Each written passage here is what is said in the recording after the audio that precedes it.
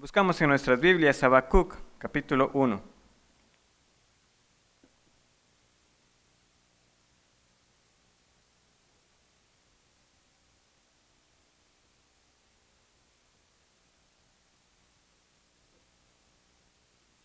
Habacuc, capítulo 1.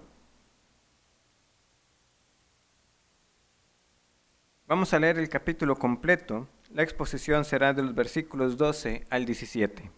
Dice así la palabra del Señor. La profecía que vio el profeta Habacuc. ¿Hasta cuándo, oh Jehová, clamaré y no oirás? Y daré voces a ti a causa de la violencia y no salvarás. ¿Por qué me haces ver iniquidad y haces que vea molestia? Destrucción y violencia están delante de mí, y pleito y contienda se levantan. Por lo cual, la ley es debilitada, y el juicio no sale según la verdad. Por cuanto el impío asedia al justo, por eso sale torcida la justicia. Mirad entre las naciones y ved, y asombraos, porque haré una obra en vuestros días, que aun cuando se os contare, no la creeréis. Porque, he aquí, yo levanto a los caldeos, nación cruel y presurosa, que camina por la anchura de la tierra para poseer las moradas ajenas. Formidable es y terrible. De ella misma procede su justicia y su dignidad. Sus caballos serán más ligeros que leopardos y más feroces que lobos nocturnos. Y sus jinetes se multiplicarán. Vendrán de lejos sus jinetes y volarán como águilas que se apresuran a devorar. Toda ella vendrá a la presa y el terror va delante de ella. Y recogerá cautivos como arena. Escarnecerá a los reyes y de los príncipes hará burla. Se reirá de toda fortaleza y levantará terraplén y la tomará. Luego pasará como el huracán y ofenderá atribuyendo su fuerza a su Dios. ¿No eres tú desde el principio, Jehová, Dios mío, santo mío? No moriremos. Oh Jehová, para juicio lo pusiste, y tú, oh roca, lo fundaste para castigar. Muy limpio eres de ojos para ver el mal, ni puedes ver el agravio. ¿Por qué ves a los menospreciadores y callas cuando destruye el impío al más justo que él? Y haces que sean los hombres como los peces del mar, como reptiles que no tienen quien los gobierne. Sacará a todos con anzuelo, los recogerá con su red y los juntará en sus mallas, por lo cual se alegrará y se regocijará. Por esto hará sacrificios a su red y ofrecerá sahumerios a sus mallas, porque con ellas engordó su porción y engrasó su comida. Vaciará por eso su red y no tendrá piedad de aniquilar naciones continuamente.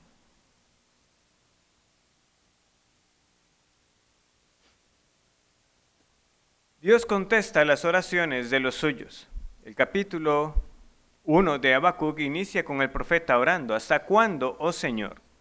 Y Dios ha contestado. Él ha levantado a los caldeos.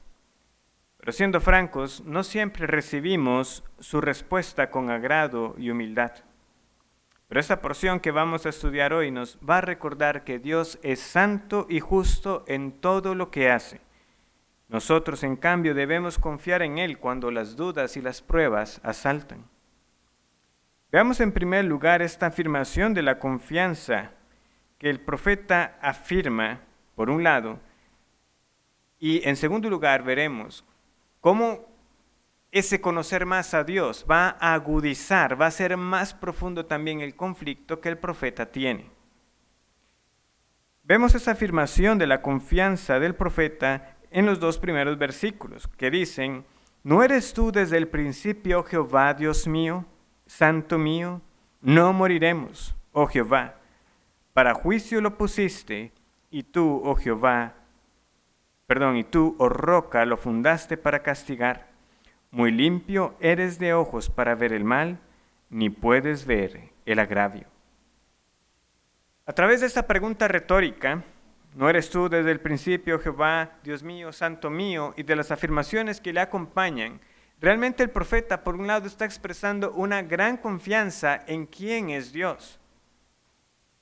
Pero a la vez, como les estoy diciendo, estas expresiones correctas y que él cree acerca de Dios hacen que también a la vez sea más profundo el conflicto que él siente cuando ve que son los babilonios el instrumento del Señor para traer el castigo. Eso es lo que trae cierta perturbación, por decirlo así, que lo aturde. Este Dios que es santo, limpio, está utilizando a estos caldeos, a estos babilonios. ¿Cómo es esto? Pero en última instancia el profeta confía en Dios, porque Él es justo y recto en todo lo que hace. Y Él inicia afirmando en primer lugar la eternidad de Dios. Él dice, ¿no eres tú desde el principio, oh Jehová? ¿No eres tú desde el principio? O también como se lee en otras traducciones, ¿no eres tú desde la eternidad? Por supuesto que Dios es desde el principio, o mejor dicho, desde antes del principio, porque Dios es eterno, no tiene ni principio ni final. Y esta declaración viene a enfrentar precisamente al Dios de los caldeos, que sí tiene un origen, porque es fabricación propiamente de los babilonios. Veamos el versículo 11, lo que está afirmando. Luego pasará como el huracán y ofenderá, atribuyendo su fuerza a su Dios. Los dioses de los caldeos son de su fabricación, pero Dios no tiene ni principio ni final, Él es eterno. Este Dios Marduk en particular, que es posiblemente el Dios referido en esta porción, este Dios Bel, tiene un origen, es fabricación de los caldeos. Y el profeta lo tenía claro, los babilonios eran en su momento fuertes y temibles, pero un día dejarían de ser. Un día el Señor los levantó, pero un día también vendría su final. ¿Por qué? Porque solo hay un Dios del que se pueda decir que es el mismo y que sus años no acabarán, como lo afirma el Salmo 102, 27. Y es algo en lo que debemos reflexionar. El profeta está clamando al Señor, el Señor responde y él inicia afirmando la eternidad de Dios. Hermanos y amigos, imperios han venido y se han ido. Meditamos nosotros en la eternidad de Dios. Generaciones de personas han estado en este planeta, pero Dios nunca ha dejado de ser. Nosotros nos podemos ver amenazados por el simple hecho de que nos caigamos y nos golpeemos de cierta manera que ahí mismo perdamos la vida, o por una enfermedad, o el simple hecho de envejecer, o de un virus invisible que nosotros no podemos ver. Es invisible a nuestros ojos, pero Dios sigue siendo Dios. No suena como una declaración teológica profunda, pero lo es. Oramos y clamamos a Dios reconociendo su eternidad. Oramos a Dios reconociendo que Él está por encima del tiempo y que por el contrario, nuestros tiempos están en sus manos. Los caldeos no eran eternos, tuvieron un principio y tendrían un final, del mismo modo que cada gobierno que hoy vemos tienen un principio y tendrán un final. Y también podemos decir lo mismo de toda aflicción y prueba que el Señor trae a su pueblo. Tienen un principio y tendrán un final. En segundo lugar, el profeta afirma que Dios es el que es lo que está implícito, ¿verdad?, en el conocido nombre del Señor. No eres tú desde el principio, oh Jehová, Jehová o Yahvé, no eres tú el que eres. Esta declaración asombrosa de su nombre no solo va ligado a la eternidad de Dios, no solamente es Dios el que puede decir que siempre ha sido, ¿verdad?, por siempre, eternamente lo que es, sino que al hablar de su nombre tenemos que hablar también de su inmutabilidad. Solo Dios puede decir de él que es quien siempre ha sido y que será lo que también siempre ha sido y que será mañana lo que ha sido hoy, lo que ha sido ayer.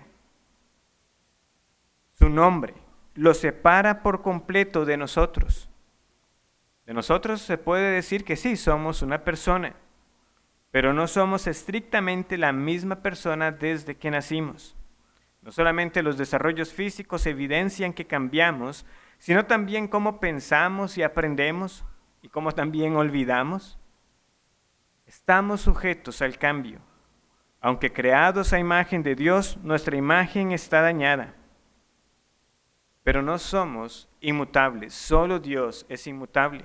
Y si estamos en el Señor, eso también tenemos que recordarlo. Ya no somos la misma persona antes que fuéramos regenerados, ni seremos los mismos en los años siguientes. ¿Por qué? Porque su gracia obra en nosotros. Pero Dios es. Dios sigue siendo Dios.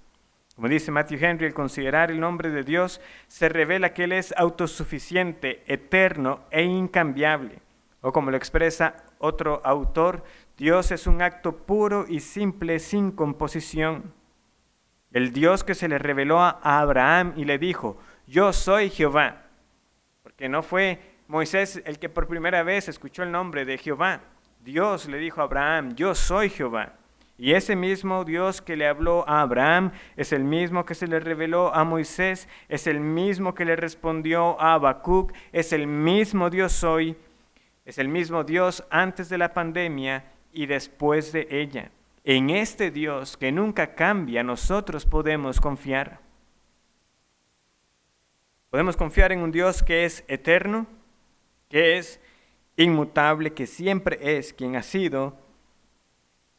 Podemos confiar en un Dios que es santo. ¿No eres tú desde el principio, oh Jehová, Dios mío, santo mío? Ahora notemos bien cómo está formulado, porque no solamente el hecho de que Dios es eterno e inmutable, ¿verdad?, lo pone aparte de nosotros y por lo tanto se puede decir de que Dios es santo, ¿verdad?, apartado de nosotros. Pero es que la Biblia no solamente habla de que Dios es santo, es que santo es su nombre. O sea, vean, está capitalizado el nombre ahí. Es santo con S mayúscula. Santo es su nombre. Él se presenta como el santo de Israel. Como también lo dijo por medio del profeta Isaías, en Isaías 57:15. Porque así dijo el alto y sublime, el que habita la eternidad y cuyo nombre es el santo. Y relacionado con esta santidad, tenemos que ver también las afirmaciones del versículo 13. Muy limpio eres de ojos para ver el mal, ni puedes ver el agravio. Por supuesto, esto es una expresión técnicamente antropomórfica, ¿verdad? Dios no tiene un cuerpo, Él no tiene ojos, pero, ¿verdad?, aunque Dios es espíritu, esto está escrito de esta forma para que nosotros podamos comprender. Son expresiones que Dios mismo inspiró, que el Espíritu Santo inspiró para que nosotros podamos comprender un poco más acerca del ser de Dios. Pero si Dios tuviera ojos, es de ojos tan puros, tan limpios, que no puede ver el mal, le es intolerable. Y eso nosotros lo podemos entender. ¿Quién de nosotros en algún momento que se ha visto impactado por algo que ve, ya sea la imagen de una herida o algo que le llega a resultar a uno repugnante o repulsivo, cuál es nuestra reacción? Quitamos la mirada, movemos el rostro, no lo podemos ver. O sea, lo vimos, pero no lo podemos seguir viendo. Apartamos la vista. Cuando el profeta afirma aquí que Dios es muy limpio de ojos para ver el mal, no significa que Dios literalmente se hace, ¿verdad?, como de la vista gorda o que tapara esos ojos simbólicos ante el mal que sucede. ¿Por qué? Porque así lo deja ver otras partes de las Escrituras y sabemos que la palabra de Dios no se contradice. Por ejemplo, en Génesis capítulo 6, versículo 5, vean cómo inicia ese versículo. Y vio Jehová. ¿Y qué fue lo que vio? y vio Jehová que la maldad de los hombres era mucha en la tierra, y que todo designio de los pensamientos del corazón de ellos era de continuo solamente el mal. Muy limpio eres de ojos para ver el mal, pero Génesis 6:5 nos dice que Jehová vio la maldad de los hombres. Luego más adelante, ¿verdad? También en Génesis, luego que Noé y su familia salieron del arca, ¿qué es lo que nosotros leemos en Génesis 8:21? Que Jehová dijo en su corazón lo siguiente: no volveré más a maldecir la tierra por causa del hombre, porque el intento del corazón del hombre es malo desde su juventud, ni volveré más a destruir todo ser viviente como he hecho. Génesis 8:21. El hecho que Dios diga que no lo va a volver a hacer, y porque sabe que el intento del corazón del hombre es malo, es porque, de nuevo, Dios lo ve, Dios lo sabe. También podemos ver lo siguiente en el Salmo 14, versículo 3, que nos dice, es el versículo 2, que Jehová miró desde los cielos sobre los hijos de los hombres para ver si había algún entendido que buscara a Dios. O sea, la vista de Dios, por decirlo así, está sobre nosotros. Él ve todo lo que acontece en este mundo que Él ha creado. Entonces, ¿ve o no ve Dios al hombre y su maldad? Por supuesto que lo ve, pero le es aborrecible, porque es completamente contrario a su ser. O sea, Dios no fija su mirada en el mal como en algo en lo cual haya, por decirlo así, deleite o placer para Él. Es muy limpio de ojos para ver el mal, pero no es que Dios ignora el mal. Él lo sabe, lo conoce y ve nuestros actos, ve hasta el más íntimo de nuestros pensamientos y sabe que son malos. La declaración del profeta entonces afirma esta santidad de Dios por la cual el pecador no tiene cómo estar en la presencia de este Dios santo. Busquemos el Salmo capítulo 5. Que nos puede ayudar entonces cómo entender esta relación entre que Dios ve el mal y que es muy limpio de ojos como para ver el mal. Salmo 5.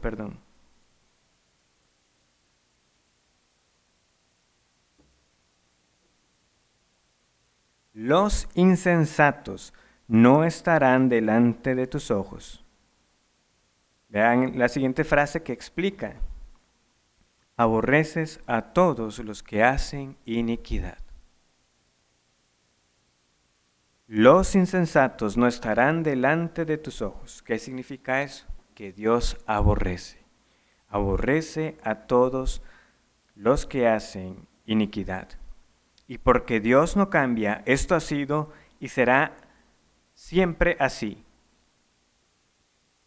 Dios no se complace en la maldad, como lo dice también el versículo 4 de este salmo. Porque tú no eres un Dios que se complace en la maldad, el malo no habitará junto a ti. Dios no es el autor del mal, ni tienta a nadie, y en este Dios se puede confiar porque su carácter es íntegro para siempre. El problema más bien es para nosotros. ¿Cómo puede presentarse el hombre pecador ante este Dios que es santo? Ante este Dios que no tendrá delante de sus ojos al que hace iniquidad. Pero no solamente afirma el profeta que Dios es eterno, que Dios siempre ha sido el que es, que Dios es santo, sino también afirma que este Dios es justo.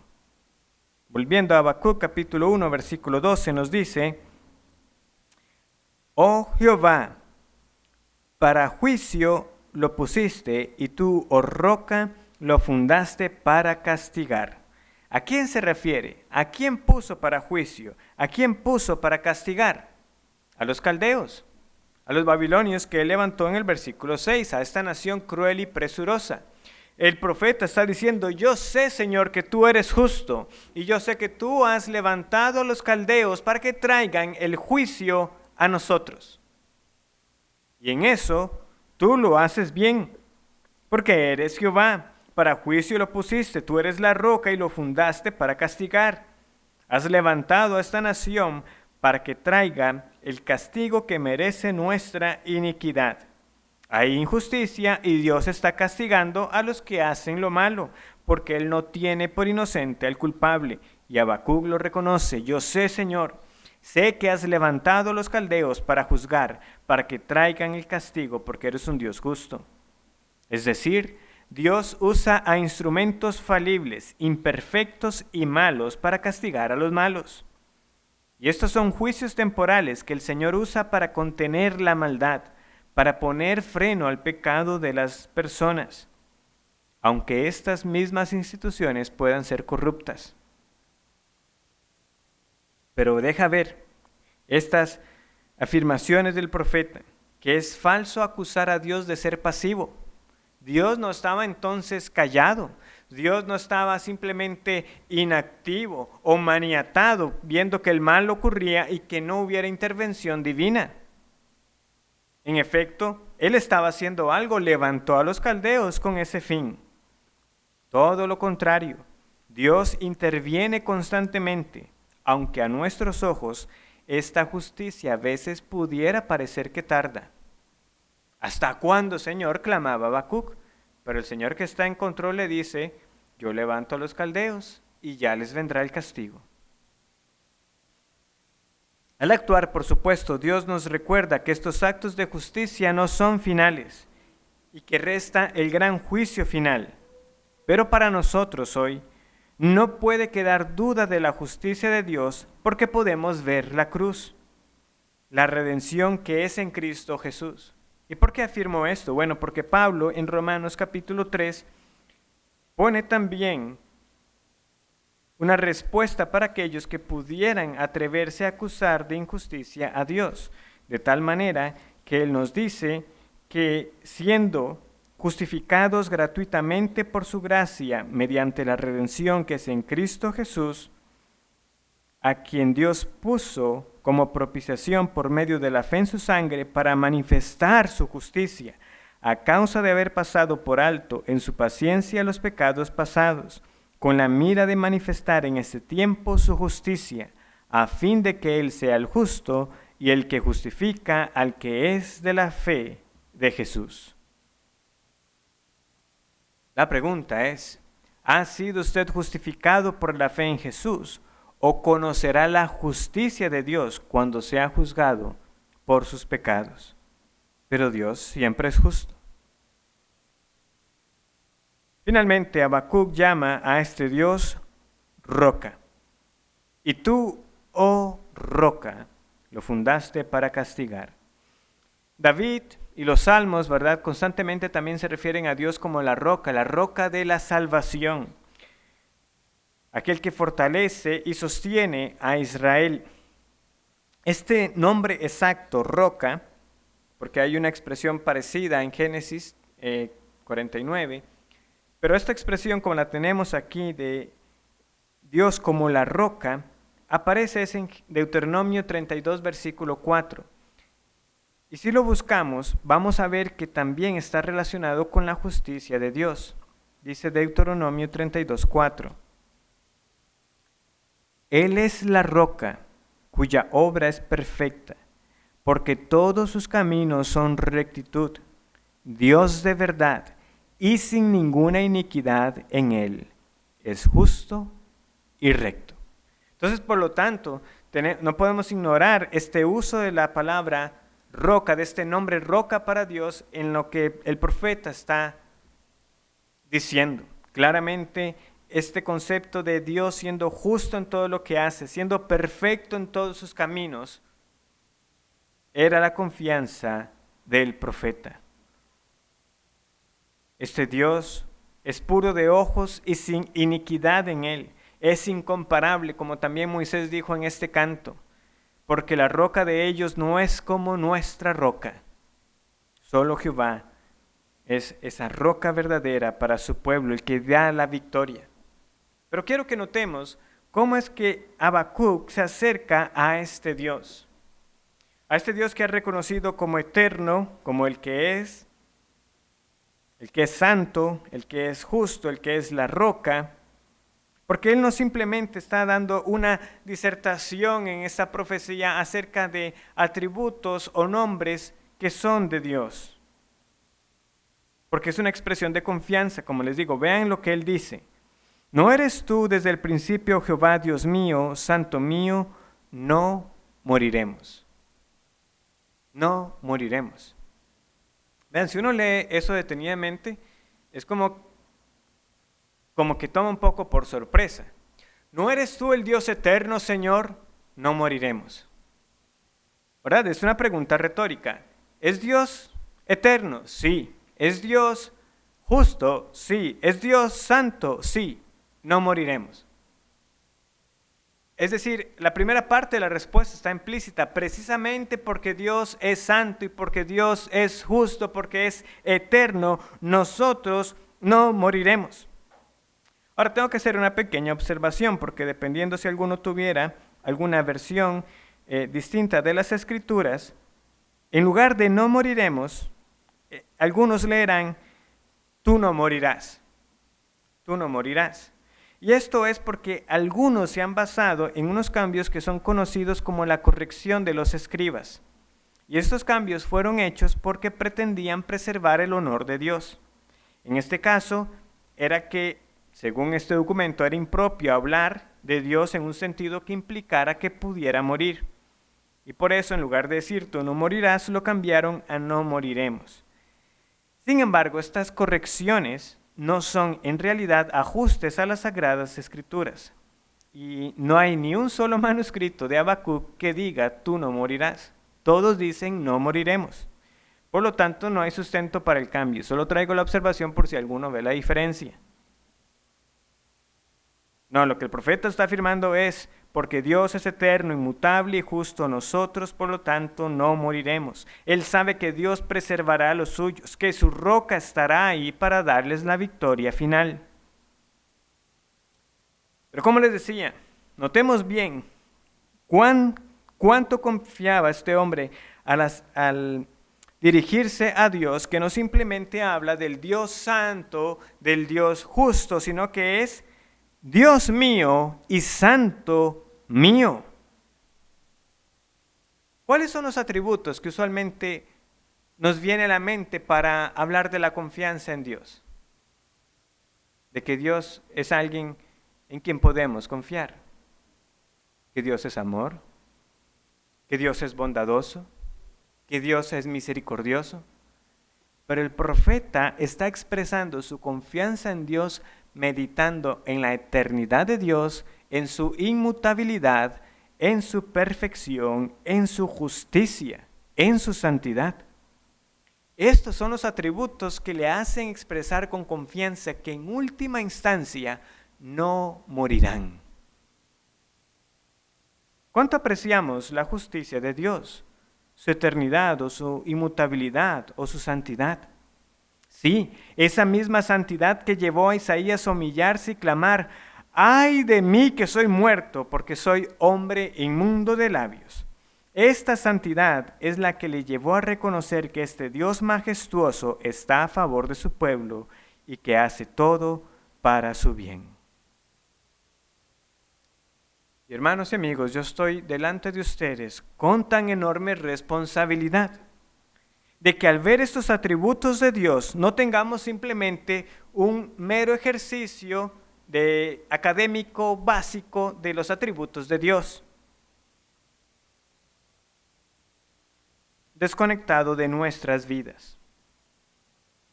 Son la justicia y la santidad de Dios fuente de nuestro consuelo y confianza. ¿Cómo hago eso? Señor, ¿cómo? Es que nosotros no meditamos lo suficiente para saber que precisamente porque eres santo y justo podemos confiar en ti.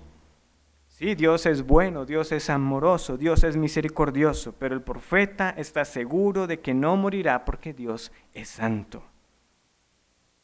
Esas no son nuestras primeras palabras cuando buscamos llevar consuelo y aliento a alguien, ¿verdad? Que está pasando por una aflicción. Hermano, Dios es santo. Usualmente llegamos con otras expresiones. Hermano, recuerde que Dios le ama, que todas las cosas son para bien de aquellos que le aman.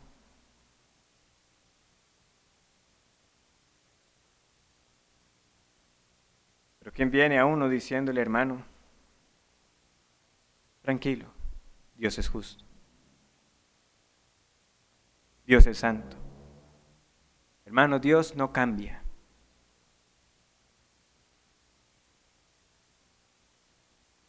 De nuevo, no estoy diciendo que es que tengamos que llegar a decir esas palabras, pero yo sé que cada uno que ha experimentado dolor, precisamente en ciertos momentos, estos atributos de Dios vienen como verdades confrontadoras y de confianza.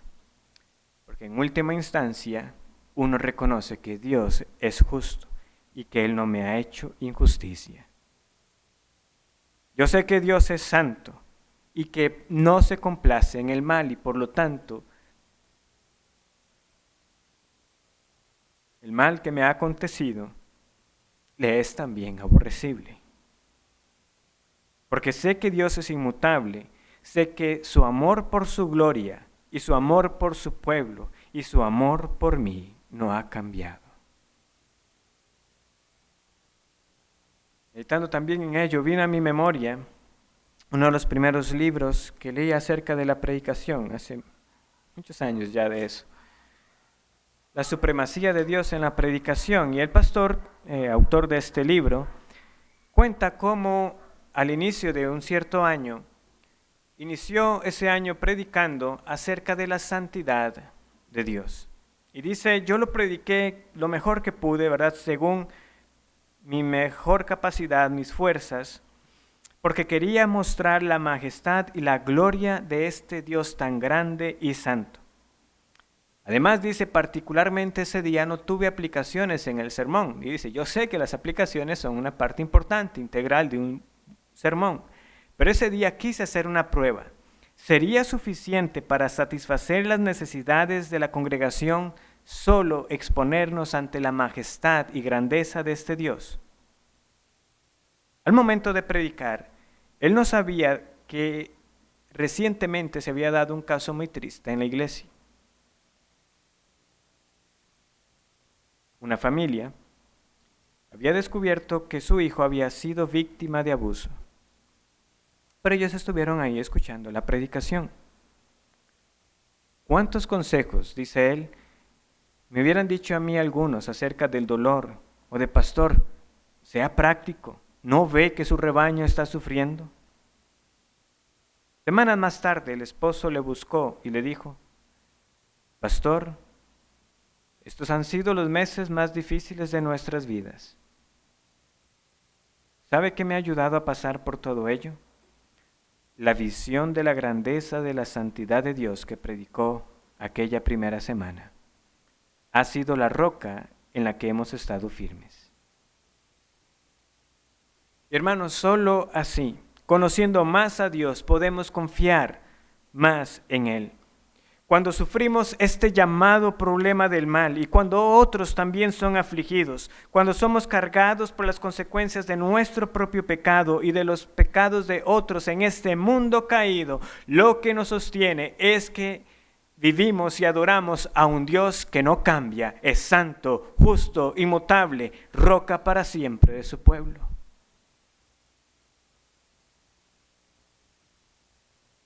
Sin embargo, el conocer a Dios, la manera en que Habacuc lo conoce, que le llama Dios mío, santo mío, a la vez sigue agudizando el problema para el profeta. Este conflicto sigue creciendo. Cuanto más conoce a su Dios, por un lado, él sabe que es imposible que él haga mal. Sin embargo, lo que Dios anunciaba y lo que seguía pasando a su alrededor le seguía cargando. Por un lado se le hacía también más difícil. ¿Sería que Dios cambió? Jamás. Eso no podía ser, porque Él mismo está afirmando, Él es eterno, Él es Jehová, Él es el que es. Sin embargo, veamos que a partir del versículo 13, después de estas afirmaciones del profeta, nuevamente podemos ver que hay un reproche, una queja. Primero, si Dios es puro de ojos, ¿cómo tolera a una nación que es más impía? ¿Cómo tolera a que una nación más impía destruya a los que son estimados como justos? Versículo 13. Muy limpio eres de ojos para ver el mal, ni puedes ver el agravio. ¿Por qué ves a los menospreciadores y callas cuando destruye el impío al más justo que él? Habacuc nuevamente entonces se ve lidiando con el aparente hecho de que Dios no actúa. No porque Dios ya no haya contestado la petición. ¿Hasta cuándo, Dios? Y aquí yo levanto a los caldeos. Muy bien, pero a los caldeos. Señor, ¿cómo a los caldeos? O sea, ¿vas a dejar que ellos vengan a nosotros, que estos son menospreciadores, impíos, y vas a dejar que ellos simplemente hagan a sus anchas?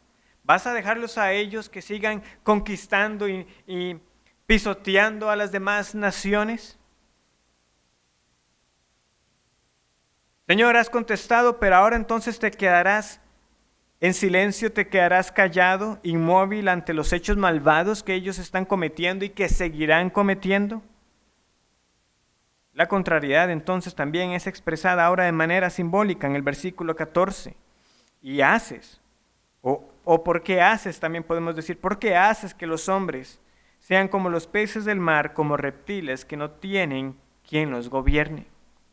El sentido es, Dios, has creado al hombre para que otros vengan por ellos, ¿verdad? Está poniendo a estas naciones, ¿verdad? Como si fueran peces indefensos en el mar, y Babilonia es que el pescador, que viene con sus instrumentos para pescar, con sus anzuelos, con sus mallas, arrebatando, y nadie pudiendo defender a estas personas. Este pescador que los devora es Babilonia, y a partir entonces de este versículo 14 hasta el final, hay un gran uso de esta imagen de Babilonia, siendo, ¿verdad?, quien arrasa como un pescador que atrapa a muchos peces con sus anzuelos y sus mallas. Como dice un comentario, las imágenes de Babilonia como pescador capturando peces indefensos se desarrollan de los versículos 14 al 17.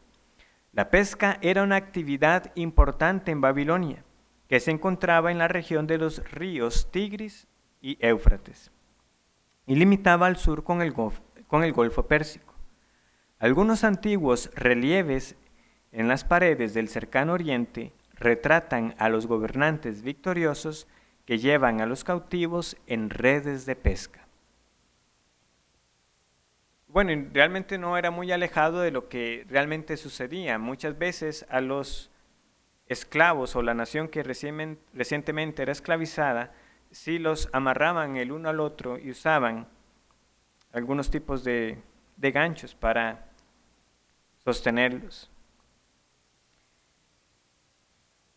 Vean, por ejemplo, lo que dice el versículo 15. Sacará a todos con anzuelo, los recogerá con su red y los juntará en sus mallas, por lo cual se alegrará y se regocijará. Vean entonces cómo está este proceso de pescar, ¿verdad?, entre comillas, a una nación. Los babilonios realmente no hacían diferencia cuando llegaban, por eso dice aquí que sacará a todos con anzuelo, porque era por parejo. Capturaban ancianos, jóvenes, mujeres, niños, pobres, nobles. Por ejemplo, vean lo que dice el segundo libro de Crónicas 36, o si desean pueden buscar la cita, segundo libro de Crónicas, capítulo 36, versículo 17.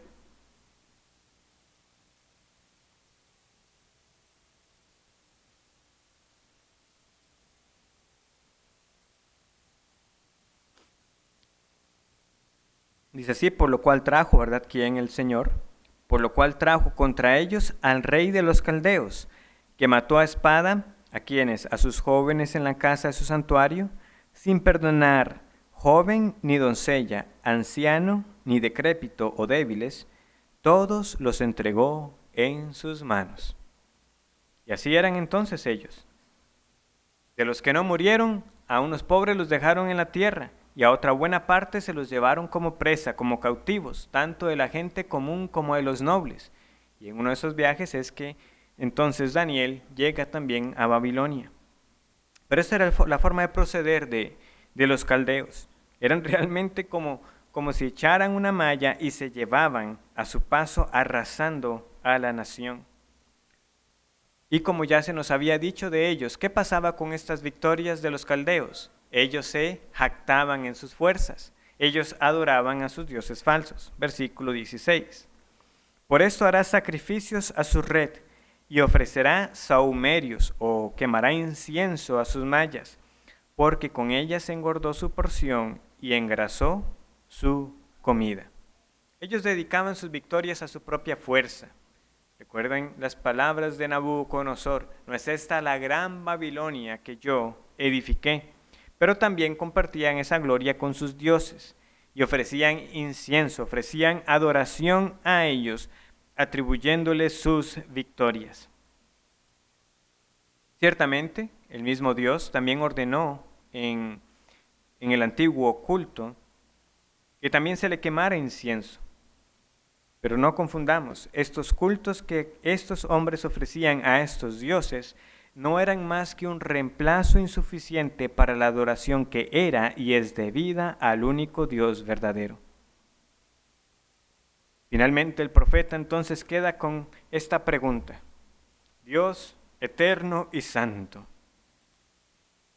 ¿qué será de esta nación? ¿Vaciarán por eso su red y no tendrá piedad de aniquilar naciones continuamente? Señor, ¿continuarán los caldeos arrasando a otros? ¿No actuarás en el caso de una nación tan impía? Señor, ¿por qué seguirán ellos sin que nadie los detenga? Señor, si es para nuestro castigo, ¿por qué ellos seguirán aniquilando sin piedad a los demás? ¿Por qué seguirán ellos atribuyendo sus victorias a sus dioses falsos? ¿Cómo hemos de vivir entonces en este mundo malo? La respuesta del Señor a todas estas preguntas vendrá en el capítulo 2. Pero por ahora debemos tener claro el hilo argumentativo que este capítulo 1 de Habacuc ha ido armando para nosotros. En primer lugar, hay un clamor por el mal. ¿Hasta cuándo, Señor? ¿Hasta cuándo, Jehová, clamaré y no oirás, y daré voces a ti a causa de la violencia y no salvarás? Versículo 2. ¿Hasta cuándo? ¿Es esa nuestra actitud ante el mal? Clamamos a Dios por ver su nombre ser exaltado para que sea glorificado al desplegar su justicia.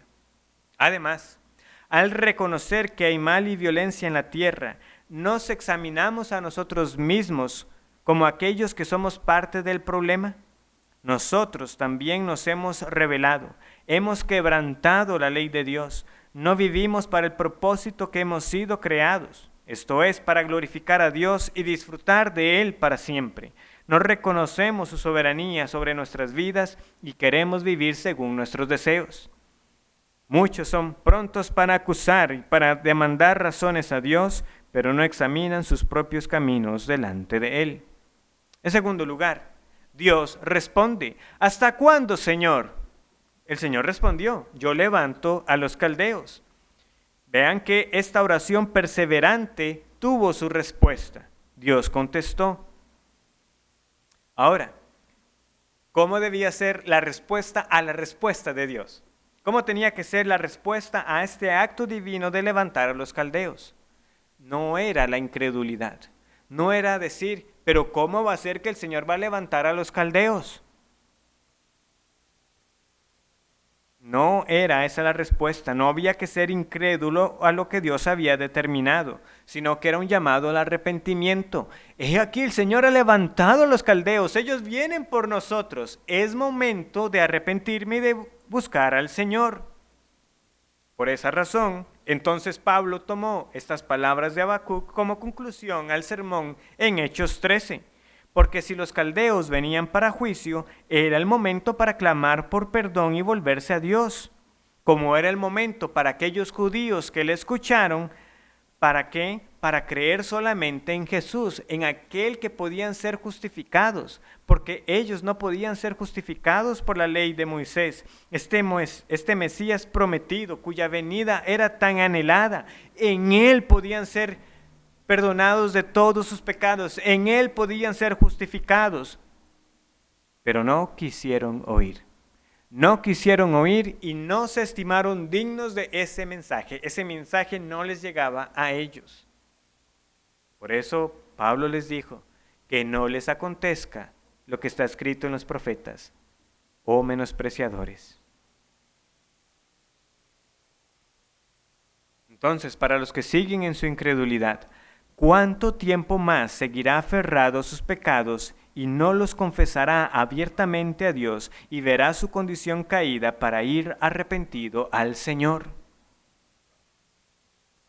Segundo, el hecho de que Dios responda también tiene algo para con nosotros, los creyentes, aquellos que se reconocen justos por la fe en Jesús.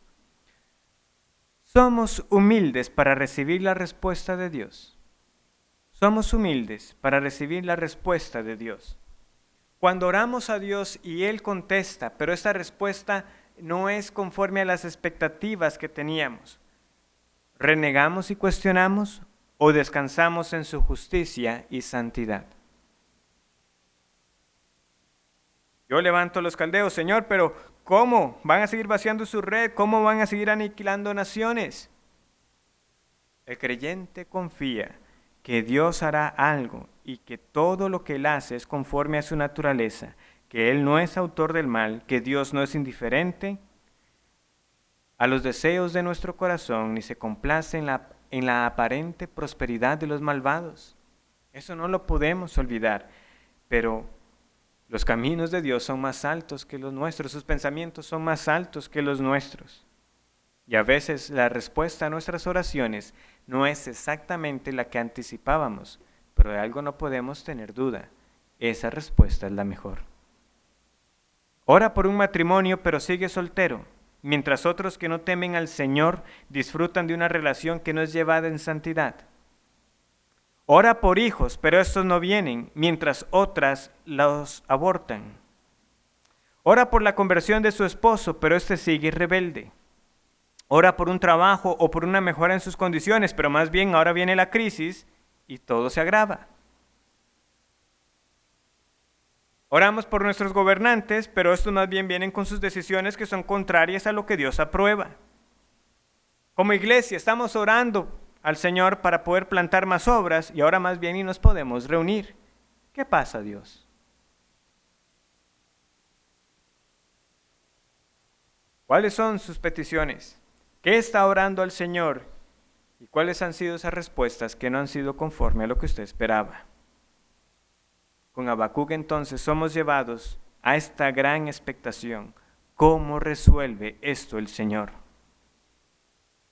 El profeta sabe que Dios tiene en su provisión una respuesta, que la solución ya está porque conoce a su Dios. Y lo mismo es para nosotros. Cuanto más conozcamos a Dios, más confiaremos en Él y en lo que Él hace.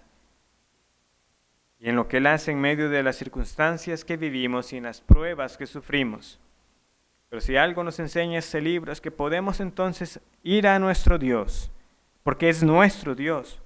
Puede usted llamarlo Dios mío y santo mío y clamarle a Él para que atienda sus súplicas. Que podemos ir con nuestros seres atribulados por lo que pasa, porque vamos a hallar en nuestro Dios una roca inconmovible, ninguno como Él en santidad.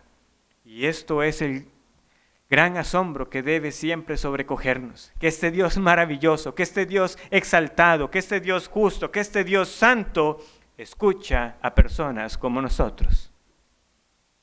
Este Dios que trasciende es un Dios también cercano para los que claman a Él. Y podemos nosotros seguir suplicándole a Él, y a veces sus respuestas nos vendrán como inesperadas o no conforme a lo que quizás anticipábamos, pero de algo podemos estar seguros, en Él puedo confiar. En este Dios puedo confiar, a Él me puedo acercar y Él me oirá, porque tenemos quien lleve nuestra causa delante de Él. Es Dios y Cristo, aquel a quien Dios ha enviado, su única fuente de confianza y esperanza en esta vida. Oremos.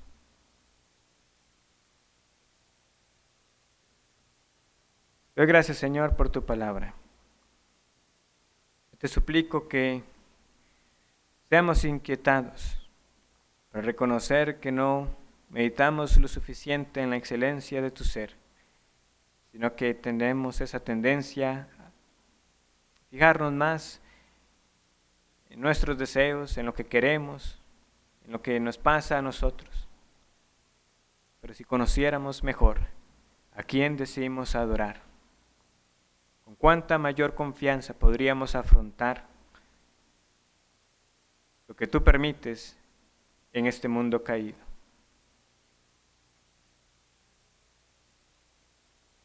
¿Cómo podríamos conducirnos de manera que el mundo vea que eso que llaman el problema del mal no lo es para aquellos que conocen verdaderamente a Dios, al Dios que se ha revelado en las Escrituras? Ayúdanos a ser humildes, para que cuando tú respondes a nuestras oraciones de una manera distinta a lo que quizás hubiéramos anhelado o anticipado, no tengamos ni la más mínima duda de que todo lo que haces será para tu gloria y que en nada de lo que tú haces se te pueda acusar de injusticia. Nunca hemos recibido injusticia de tu parte. Oh Señor, llévanos a conocerte más y más. Y esto lo pedimos por medio de aquel que ha hecho posible que podamos acercarnos a ti, nuestro Señor Jesucristo. Amén. Señor les bendiga. Les recuerdo entonces unirse a la transmisión a las 5 de la tarde para escuchar nuevamente la palabra del Señor.